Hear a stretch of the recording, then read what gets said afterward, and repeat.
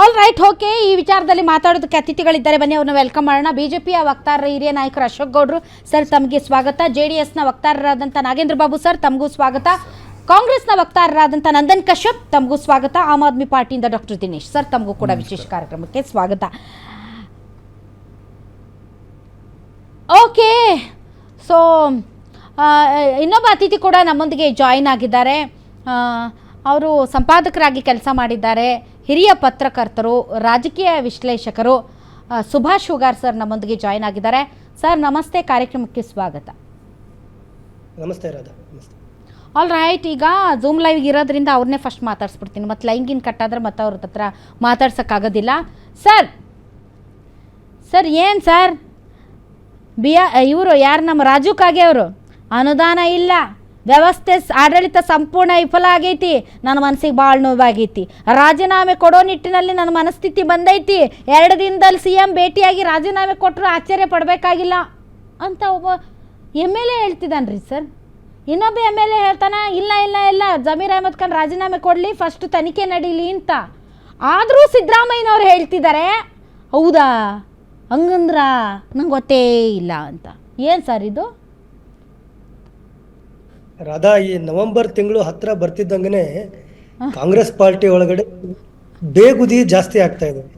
ಕಾಂಗ್ರೆಸ್ ಪಾರ್ಟಿಯ ಏನೈತ್ರಿ sir ನವೆಂಬರ್ಕ್ಕೆ? ಏನೈತ್ರಿ sir ನವೆಂಬರ್ಕ್ಕೆ? ಏನೈತಿ important day ಅಂತದ್ದು? ಏನಿಲ್ಲ ನವೆಂಬರ್ ತಿಂಗಳ ಒಳಗಡೆ ಈ 2.5 ವರ್ಷ ಈ ಸರ್ಕಾರಕ್ಕೆ ಆಗತ್ತೆ. ಅದಾದ ನಂತರ ಸರ್ಕಾರದೊಳಗಡೆ ಮುಖ್ಯಮಂತ್ರಿ ಬದಲಾಗಬೇಕು ಅಂತ ಅವ್ರ ಪಾರ್ಟಿ ಒಳಗಡೆ ಒಂದೇನೋ ಅಂಡರ್ಸ್ಟ್ಯಾಂಡಿಂಗ್ ಇದೆ ಅಂತ ಹೇಳ್ತಾರೆ. ಅದು ಅಧಿಕೃತವಾಗಿ ಯಾರು ಹೇಳದಿದ್ರು ಕೂಡ ಅದು ಎಲ್ಲರಿಗೂ ಗೊತ್ತಿರುವಂಥ ವಿಚಾರ. ಯಾಕಂದ್ರೆ ಇಂಥ ವಿಚಾರಗಳನ್ನು ಯಾರು ಕೂಡ ಅಧಿಕೃತವಾಗಿ ಹೇಳೋದಿಲ್ಲ. ಪಾರ್ಟಿ ಹೈಕಮಾಂಡ್ ಒಳಗೆ ಸಿದ್ದರಾಮಯ್ಯ ಮತ್ತು DK ಶಿವಕುಮಾರ್ ನಡುವೆ ಆ ಥರದ್ದು ಒಂದು ಮಾತುಕತೆ ಆರಂಭದೊಳಗಡೆ ಆಗಿತ್ತು. ಅದಾದ ಮೇಲೆನೆ CM ಆಗಿ ಸಿದ್ದರಾಮಯ್ಯನವರು ಅಧಿಕಾರವನ್ನು ವಹಿಸ್ಕೊಂಡ್ರು. ಈಗ ಆ 2.5 ವರ್ಷ ಆಗ್ತಾ ಬಂತು. ನವೆಂಬರ್ ತಿಂಗಳಿಗೆ ಅದು ಹತ್ರ ಬರ್ತಿದ್ದಂಗೆ ಪಾರ್ಟಿ ಒಳಗಡೆ ಬೇಗುದಿ ಜಾಸ್ತಿ ಆಗ್ತಾ ಇದೆ. ಒಂದು ಕಡೆ ಈ ಗ್ಯಾರಂಟಿ ಸ್ಕೀಮ್ಗಳಿಂದಾಗಿ ಅಭಿವೃದ್ಧಿ ಕಾರ್ಯಗಳಿಗೆ ಮತ್ತು ಈ ಶಾಸಕರಿಗೆ ಕೊಡಬೇಕಾದಂತ ಅನುದಾನ ಸರಿಯಾಗಿ ಕೊಡ್ಲಿಕ್ಕೆ ಸರ್ಕಾರಕ್ಕೆ ಸಾಧ್ಯ ಆಗ್ತಾ ಇಲ್ಲ. ಗ್ಯಾರಂಟಿ ಸ್ಕೀಮು ನಿಜವಾಗ್ಲೂ ಕೂಡ ಜನರಿಗೆ ಅನುಕೂಲ ಆಗುವಂತ ಒಳ್ಳೆ ಯೋಜನೆಗಳೇ, ಅದ್ರ ಬಗ್ಗೆ ಯಾವ ಡೌಟ್ ಇಲ್ಲ. ಆದ್ರೆ ಅಂಥದ್ದೊಂದು ಘೋಷಣೆಯನ್ನು ಮಾಡಬೇಕಾದ್ರೆ ಎಲ್ಲ ರೀತಿಯಾದಂಥ ವ್ಯವಸ್ಥೆಯನ್ನು ಮಾಡಿಕೊಂಡು, ಅದಕ್ಕೆ ಬೇಕಾಗಿರುವಂಥ ಹಣಕಾಸು ವ್ಯವಸ್ಥೆಯನ್ನು ಮಾಡಿಕೊಂಡು, ಅದ್ರ ಜೊತೆಗೆ ರುಟೀನ್ ವರ್ಕ್ ಕೂಡ ಜಾರಿಯಲ್ಲಿರಬೇಕು ಅನ್ನೋದನ್ನ ಎಲ್ಲ ವ್ಯವಸ್ಥೆಯನ್ನು ಮಾಡಿಕೊಂಡು ಸರ್ಕಾರ ಮಾಡಬೇಕಾಗಿತ್ತು. ಆ ಗ್ಯಾರಂಟಿ ಸ್ಕೀಮ್ ಅನೌನ್ಸ್ ಮಾಡಿಬಿಟ್ಟಿದ್ದೀವಿ. ಈಗ ಅದನ್ನು ನಾವು ಹಿಂದೆ ಬರ್ಲಿಕ್ಕಾಗಲ್ಲ. ಅದು ಮರ್ಯಾದೆಯ ಪ್ರಶ್ನೆ. ಹಿಂದೆ ಬಂದ್ಬಿಟ್ರೆ ಅದು ಜನನೂ ಕೂಡ ವಿರೋಧ ಆಗ್ಬೋದು. ವಿರೋಧ ಪಕ್ಷಗಳು ₹1 ಶಾಸಕರ ಕೊಡ್ಲಿಲ್ಲ ಅಂದ್ರೆ ಅವ್ರ ಜೀವನ ನಡಿಬೇಕಲ್ರಿ ಸರ್. ಪಾಪ ಎಲ್ಲಿ ಹೋಗ್ಬೇಕು ಅವ್ರು, ಅದ್ರ ಮೇಲೇನೆ ಅವ್ರು ಮತ್ತು ಜೀವನ ಡಿಪೆಂಡ್ ಆಗಿರೋದು ಅದ್ರ ಮೇಲೆ ರೀ ಸರ್. ಏನೂ ಕೊಡ್ಲಾರ್ದಂಗೆ ನೀವೆಲ್ಲ ಗ್ಯಾರಂಟಿ ಕೊಟ್ಟಿನಿ ಅಂತಂದ್ರೆ ಪಾಪ ಅವ್ರಾದ್ರೆ ಹೆಂಗೆ? ಅಲ್ಲ, ಈಗ ಇವ್ರಿಗೆ ಅವ್ರು ₹1 ಕೊಡದೇ ಇಲ್ಲ, ಕೊಡ್ತಾ ಇದ್ದಾರೆ. ಆದ್ರೆ ಯಾವ ಪ್ರಮಾಣದೊಳಗಡೆ ಶಾಸಕರ ಅವರ ಕ್ಷೇತ್ರಗಳಿಗೆ ಅಭಿವೃದ್ಧಿ ಕಾರ್ಯಕ್ಕೋಸ್ಕರ ಯಾವ ಪ್ರಮಾಣದಲ್ಲಿ ಕೊಟ್ರೆ ಅವ್ರಿಗೆ ಸಮಾಧಾನ ಆಗತ್ತೆ ನಿಮ್ಮ ಪ್ರಕಾರ? ಅವ್ರಿಗೆ ಎಷ್ಟು ಕೊಟ್ಟರು ಸಮಾಧಾನ ಆಗಲ್ಲ, ಅದು ಬೇರೆ ವಿಚಾರ. ಆದ್ರೆ ಅವ್ರ ಕ್ಷೇತ್ರದೊಳಗೆ ಅಭಿವೃದ್ಧಿ ಕೆಲಸಗಳಿಗೆ ಹಣ ಕೊಡ್ಲೇಬೇಕು ಅನ್ನೋದು ಇನ್ನೊಂದು ಮುಖ್ಯವಾದಂತ ವಿಚಾರ. ಎಲ್ಲದಕ್ಕಿಂತ ಇಂಪಾರ್ಟೆಂಟ್ ವಿಚಾರ ಏನು ಅಂತಂದ್ರೆ, ಸಿದ್ದರಾಮಯ್ಯನವರು ಆಡಳಿತಕ್ಕೋಸ್ಕರ ಒಳ್ಳೆ ಅಡ್ಮಿನಿಸ್ಟ್ರೇಟರ್ ಅಂತ ಹೆಸರಾದಂತ ಸಿದ್ದರಾಮಯ್ಯ ಇತ್ತೀಚಿನ ತಿಂಗಳುಗಳಲ್ಲಿ ಬಹಳ ಇಂಡಿಫರೆಂಟ್ ಆಗಿ ಅವರು ಬಿಹೇವ್ ಮಾಡ್ತಾ ಇದ್ದಾರೆ. ಅವ್ರಿಗೆ ಆಡಳಿತದ ಮೇಲಿನ ಒಂದು ನಿಯಂತ್ರಣ, ಹಿಡಿತ ಕಂಪ್ಲೀಟ್ ಆಗಿ ತಪ್ಪಿ ಹೋಗ್ತಾ ಇದೆ. ಆಸಕ್ತಿನೂ ಕಳಚಿ ಹೋಗ್ತಾ ಇದೆ. ಯಾಕಂದ್ರೆ ಅವ್ರಿಗೆ ಏನ್ ಆಗ್ಬೇಕಾಗಿಲ್ಲ. ಈಗ ಅವರು ರಾಜಕೀಯದ ಒಂದು ಬಹಳ ಪೀಕಿಗೆ 2ನೇ ಬಾರಿಗೆ ಅವರು ಮುಖ್ಯಮಂತ್ರಿ ಆಗಿದ್ದಾರೆ. ಒಂದು ದೇವರಾಜ್ ಅರಸ್ ಅವರ ನಂತರ 5 ವರ್ಷ ಸತತವಾಗಿ ಮುಖ್ಯಮಂತ್ರಿಯಾಗಿ ಅವರು ಅಧಿಕಾರವನ್ನ ದೇವರಾಜ್ ಅರಸ್ ಅವ್ರ ರೆಕಾರ್ಡ್ ಬ್ರೇಕ್ ಮಾಡೋ ಮಟ್ಟ ಆದ್ರೂ ಒಂದ್ ಸ್ವಲ್ಪ ಆಸಕ್ತಿ ಇಟ್ಕೋಬೇಕಲ್ರಿ ಸರ್. ಅದು ರೆಕಾರ್ಡ್ ಬ್ರೇಕ್ ಆಗೋ ಮಟ್ಟ ಆದ್ರೆ ಆಸಕ್ತಿ ಇಟ್ಕೋಬೇಕು. ನವೆಂಬರ್ ಬಂತಂತೇಳಿ ಮೋಸ್ಟ್ಲಿ ನಿರಾಸಕ್ತಿ, ಮೇರಾ ಕ್ಯಾ ಮುಜೆ ಕ್ಯಾ ಬಂದವ್ರು ನೋಡ್ಕೋತಾರ ಬಿಡು. ಆಗಿದ್ದಾಗಲಿ ಎಷ್ಟು ಹಾಳಾಗುತ್ತಾ, ಹಾಳಾಗಿದ್ದು ಕೊಟ್ಟು ಹೋದ್ರೆ ನಡೆಯೋಣ ಅತ್ಲಾಗಿಂತೆ ಸುಲಭವಾಗಿ ಏನೋ ಬಿಟ್ಕೊಡ್ತಾರೆ ಅಂತನೂ ಅಲ್ಲೂ ಕೂಡ. ಆದ್ರೆ ಅವ್ರಿಗೆ ಈಗ ಈ ಮುಂದೆ ನಾನು ಮತ್ತೆ ಏನೋ ಬಹಳ ರಾಜಕೀಯದೊಳಗಡೆ ಏನೋ ನನಗೆ ಮಹತ್ವಾಕಾಂಕ್ಷೆ ಇದೆ ಆ ಥರದ್ದಿಲ್ಲ. ಅದಕ್ಕೋಸ್ಕರ ಅವರು ಆಸಕ್ತಿಯನ್ನ, ಹಿಡಿತವನ್ನ ಕಳ್ಕೊಂಡಿದ್ದಾರೆ.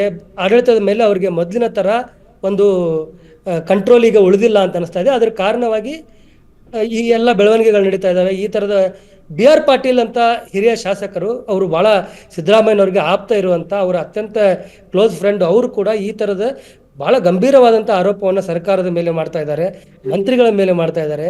ಈ ಎಲ್ಲ ಶಾಸಕರು ಅವ್ರದೇ ಪಾರ್ಟಿಯವರು ಇಷ್ಟೊಂದು ಬಹಿರಂಗವಾಗಿ ಮಾತಾಡ್ತಾ ಇದ್ದಾರೆ. ಆದರೂ ಕೂಡ ನನಗೇನು ಗೊತ್ತೇ ಇಲ್ಲ ಅನ್ನೋ ಥರ ಸಿದ್ದರಾಮಯ್ಯನವ್ರು ನಡ್ಕೊಳ್ಳೋದು ಯಾರು ಕೂಡ ಇದನ್ನ ಒಪ್ಪಲಿಕ್ಕೆ ಸಾಧ್ಯ ಇಲ್ಲ. ಸಿದ್ದರಾಮಯ್ಯನವ್ರಿಗೆ ಗೊತ್ತಿರಲೇ ಇರೋದಕ್ಕೆ ಆಗತ್ತಾ ಇದು? ಅವ್ರಿಗೆಲ್ಲ ಗೊತ್ತಿದ್ದೇ ಇರುತ್ತೆ. ಗೊತ್ತಿದ್ದು ಕೂಡ ಅವ್ರಿಗೆ ಅದಕ್ಕೆ ಉತ್ತರ ಇಲ್ಲ. ಅದು ಆ ಒಂದು ಪ್ರಶ್ನೆಗಳಿಗೆ, ಈ ಶಾಸಕರು ಎತ್ತಿರುವಂತಹ ಪ್ರಶ್ನೆಗಳಿಗೆ ಸಿದ್ದರಾಮಯ್ಯನವ್ರ ಕಡೆ ಉತ್ತರ ಇಲ್ಲ. ಅದಕ್ಕೋಸ್ಕರ ಅವರು ಈ ರೀತಿಯಾದಂಥ ಒಂದು ಜಾರಿಕೊಳ್ಳುವ ಹೇಳಿಕೆಗಳನ್ನ ಕೊಡ್ತಾ ಇದ್ದಾರೆ. ನವೆಂಬರ್ 10 ಬರ್ತಿದ್ದಂಗೆ ಉತ್ತರ ಕರ್ನಾಟಕದವರು, ನಾವು ಉತ್ತರ ಕರ್ನಾಟಕದವರು ಸುಭಾಷ್ ಸರ್, ಈ ಉತ್ತರ ಕರ್ನಾಟಕದವ್ರು ಯಾಕೆ ಸಿಡಿದೇಳ್ತಿದಾರ್ರಿ ಸರ್?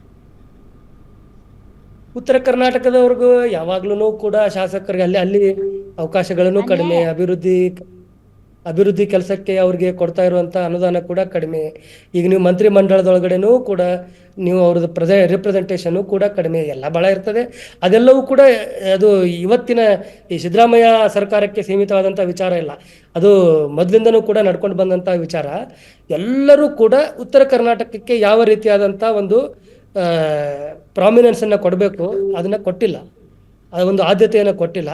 ಅದೊಂದು ಕಾರಣ ಇರ್ಬೋದು. ಆದ್ರೆ ಈಗ ಅದ್ರ ಜೊತೆಗೆ ಅನುದಾನನೂ ಕೊಟ್ಟಿಲ್ಲ. ಅಲ್ಲ, ಕಾಂಗ್ರೆಸ್ ಅಲ್ಲಿ ಈಗ ನಡೀತಾ ಇರುವಂತ ಬೆಳವಣಿಗೆಗಳಿಗೆ ಬಹಳಷ್ಟು ಕಾರಣಗಳಿವೆ. ಈಗ ನೋಡಿ, ಅವರು ನಾನು ಹೇಳೋದಲ್ಲ, ನವೆಂಬರ್ 10 ಬರ್ತಿದ್ದಂಗೆ ಒಂದು ವಾತಾವರಣವನ್ನು ಕ್ರಿಯೇಟ್ ಮಾಡ್ಲಿಕ್ಕೆ, ಈಗ ಶಾಸಕರಿಗೆ ಸರಿಯಾದ ಅನುದಾನ ಸಿಗ್ತಾ ಇಲ್ಲ ಅನ್ನೋದು ಇವತ್ತಿನ ಸಮಸ್ಯೆ ಅಲ್ಲ. ಈ ಸರ್ಕಾರ ಆದಾಗಿನಿಂದ 2.5 ವರ್ಷದ ಹಿಂದೆನೂ ಕೂಡ ಈ ಸಮಸ್ಯೆ ಇತ್ತು. ಆದ್ರೆ ಅವಾಗೆಲ್ಲರೂ ಕೂಡ ಶಾಂತ ಆಗಿದ್ರು. ಆದ್ರೆ ಈಗ ಯಾವಾಗ 2.5 ವರ್ಷ ಹತ್ರ ಆಗ್ತಾ ಇದೆ, ಅಧಿಕಾರ ಇಲ್ಲ, 136-37 ಜನ ಶಾಸಕರು ಗೆದ್ದು ಬಿಟ್ಟಿದ್ದಾರೆ. ಕೆಲವರು ಅಧಿಕಾರವನ್ನು ಅನುಭವಿಸ್ತಾ ಇದ್ದಾರೆ. ಉಳಿದವ್ರಿಗೆ ಅಟ್ಲೀಸ್ಟ್ ಅವ್ರಿಗೆ ಅಧಿಕಾರ, ಮಂತ್ರಿ ಸ್ಥಾನ ಇಲ್ಲದೆ ಇದ್ರೂ ಕೂಡ ನಮ್ಮ ಕ್ಷೇತ್ರಕ್ಕೆ ಒಂದು ಒಳ್ಳೆ ಅನುದಾನ ಆದರೂ ಬಂದರೆ ಅದರೊಳಗಾದ್ರೂ ಸ್ವಲ್ಪ ಕೆಲಸ ಮಾಡಿ ಜನರ ಕಡೆಯಿಂದನೂ ಸಹಿ ಎನಿಸ್ಕೋಬಹುದು, ಅಲ್ಪ ಸ್ವಲ್ಪ ತಾವು ಕೂಡ ಏನಾದರೂ ಮಾಡ್ಬೋದು ಅಂತ ಪಾಪ ಅವ್ರಿಗೆಲ್ಲ ಆಸೆ ಇರ್ತದೆ. ಅದು ಕೂಡ ಆಗ್ತಾ ಇಲ್ಲ. ಒಂದ್ ಕಡೆ ಅಧಿಕಾರ ಇಲ್ಲ, ಇನ್ನೊಂದು ಅನುದಾನ ಏನಾಗುತ್ತೆ. ಆ ಕಾರಣಕ್ಕೋಸ್ಕರ ಬೆಳವಣಿಗೆಗಳು ನಡೀತಾ ಇದ್ದಾವೆ.